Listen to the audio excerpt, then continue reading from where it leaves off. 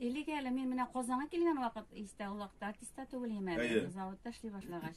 Хәтерлим менә ул вакытларда инде шулай ук теге татарча сөйләшергә уялайдым, сен беләме, белмиме, теге автобуста троллейбусларда русча сөйләшә. Без дә сөйләшә идек.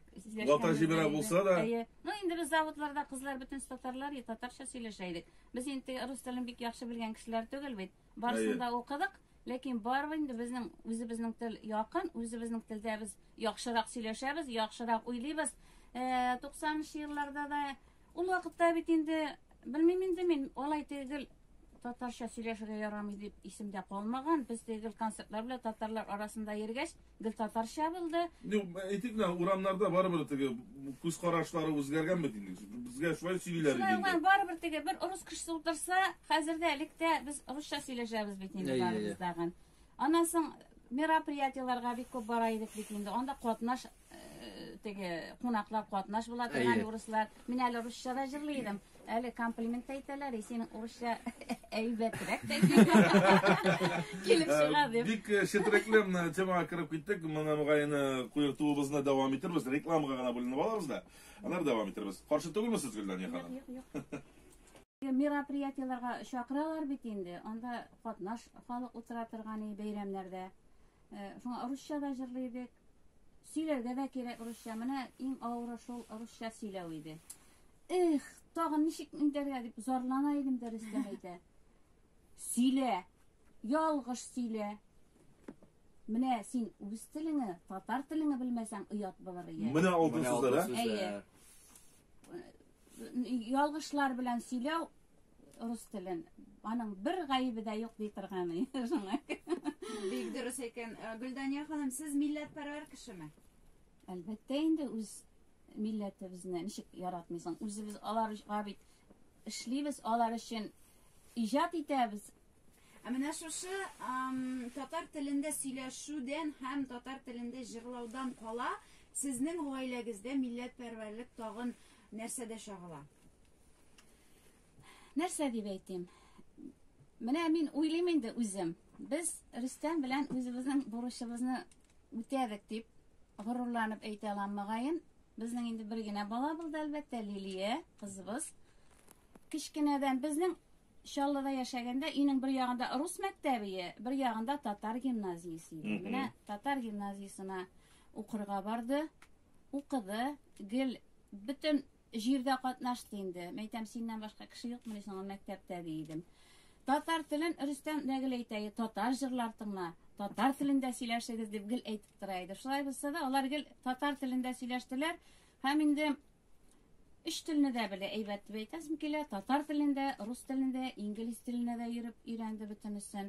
Мен хәзердәге менә интервьюларда инде чиста итеп сөйли. Шуңа теге тыңлаган кешеләр бик күп әйттеләр. Әле күптән түгел генә Рифгат Аулин үзе чакырып инде Рөстәмне искә төшереп, әйдә Рөстәм турында тапшыру эшлимә диде дәген.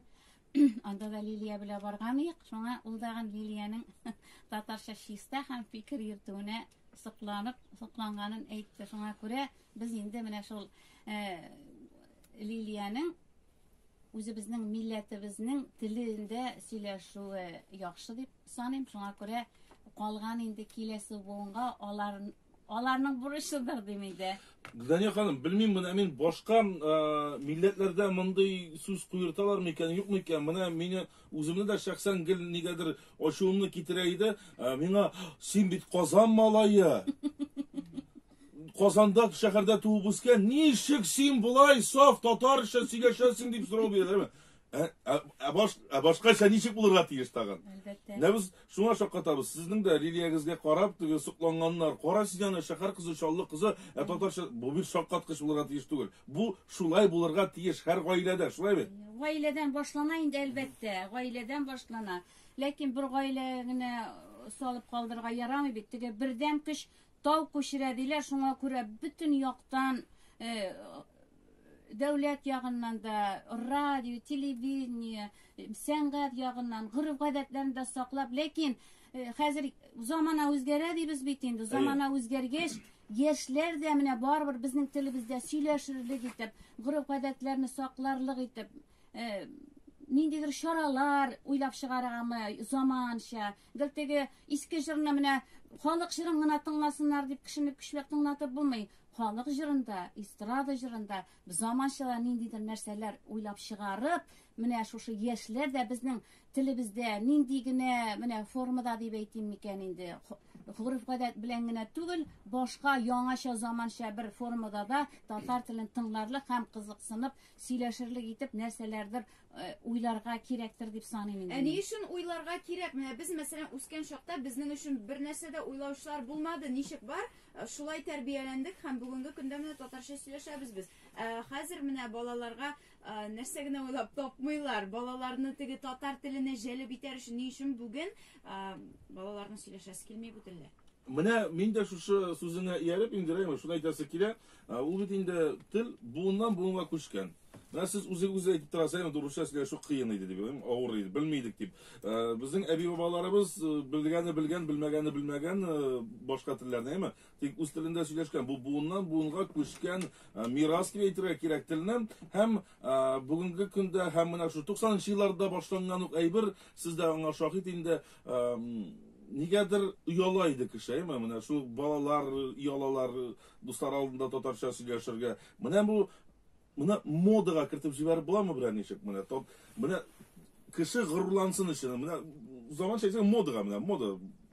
Менә кайбер кешеләрдән ишетәм мин, татар телен кирәк түгел инде ул дигән сүзләр әйтүчеләр дә бар. Киләчәктә бетә инде ул, кирәге юк инде ул аның.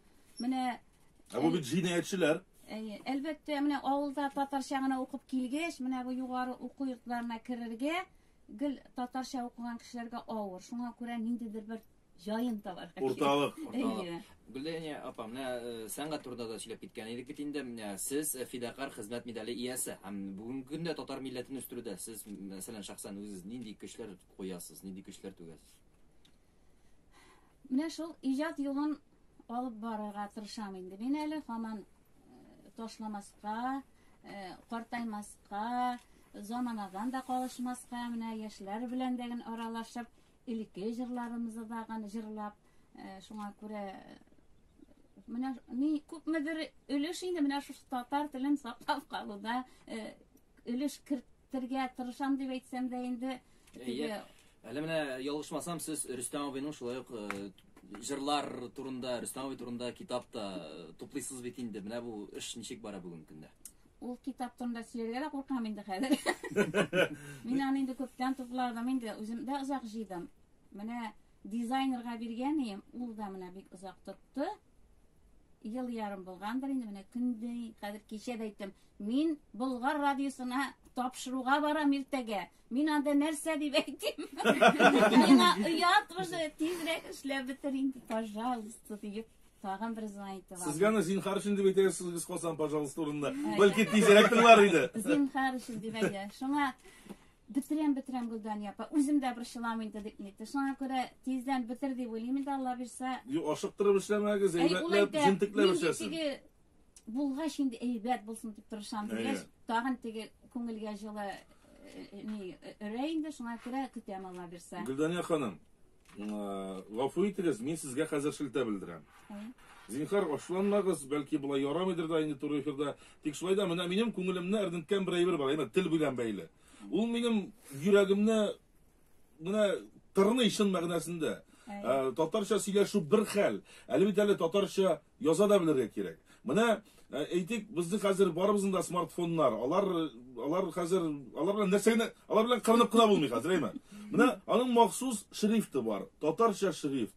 Мин күпме кешегә, безнең хәтта эстрада күпме кешегә директта язып Инстаграмда татарча шрифт эшмендә өндәү белән һәм шулай күчкән кешеләр булды. Урнаштырыгыз әле. Миндә дә юк шул. Кичә Инстаграмыгызны кирип карадым, хәрефегез экскаватордагы хәрефе белән язылган. Гөлдәния апа, әйдәгез, менә хәзер үк эфирдан соң урнаштырабыз татарча шрифт. Ярар, мин риза. Миңа берничә кеше язды инде татар теле буенча шулай эшли торган бер ират бугай. Пожалуйста, татар теле шрифтлары куенды. Бик куярым, үзем куя белмим. Башым җитми. Yani biz yardım etirmiz. Hem indi hürmetli radyo dinleyicilerimiz sizge de müracaat etemiz. Ne bu tatar tilin üstürüde, saklauda tağım bu bir big zor adım. Indi uzgan yıl mı, 1-2 yıllık prezidentimiz Rüstem Nurgaliş Münnihanov Tatarcha şerif urnaştırgaç. Ey şoklandım şu vakıga, benim için zor bayram bulganday buldu. Dostlar, ağır eybir tugul. Yüklegiz, urnaştırgız.